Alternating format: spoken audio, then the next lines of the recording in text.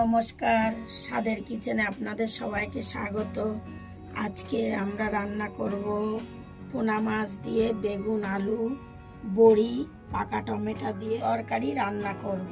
কড়া বসিয়ে দিচ্ছি, তেল দিয়ে দিচ্ছি।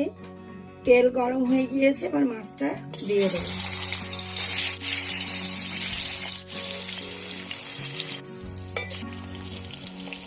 এক পিঠ ভাজা হয়ে গিয়েছে, এবার উল্টিয়ে দেব।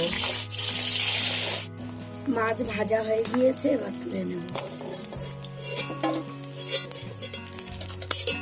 এই তেলে বড়িগুলো ভাজা করে নেব। বড়ি ভাজা হয়ে গিয়েছে, আর তুলে নেব। তেল গরম হয়ে গিয়েছে, এবার পেঁয়াজ দিয়ে দেব। 4-5টা কাঁচা লঙ্কা চিরা দিয়ে দেব। পেঁয়াজ আর লঙ্কা হাফ ভাজা হয়েছে, এবার এতে আলুটা দিয়ে দেবো। আলু একটু ভাজা করে নেবো। আলুগুলো ভাজা হয়েছে, এবার বেগুন দিয়ে দেবো।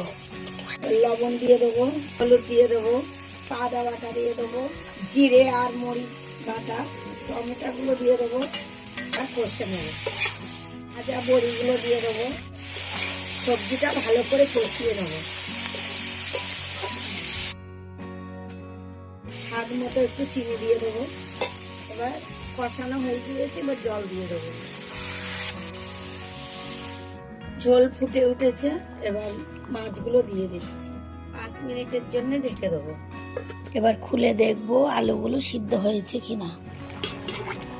সিদ্ধ হয়ে গিয়েছে, ঝোলটা হয়ে গিয়েছে, এবার নামিয়ে নেবো।